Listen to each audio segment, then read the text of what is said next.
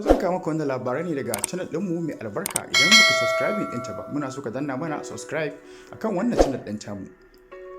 Lokacin da zan fara kasuwanci, sai da na je wajen mahaifina domin ya bani jari cewar Alhaji Aminu Ɗantata, hamshakin attajirin nan na jihar Kano. Sai ya ce da ni na je ne ƙoƙarin na samu wani abu, shi kuma zai taimaka min na samu jari na kaina. Saboda haka sai na je kasuwar kantin kwari na tona rijiya. Idan buzaye daga Nijar sun zo sai su ɗebo ruwan su yi amfani da shi su biya ni kuɗi abin da ya samu. Da haka na samu na ɗan haɗa wani abu a hannuna, mahaifina kuma ya taimaka mu.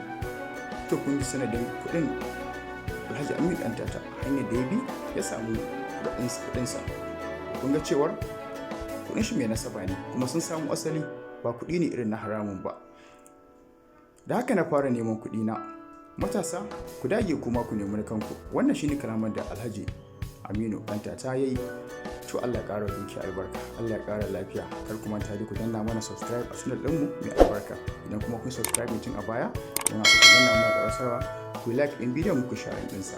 Mun gode.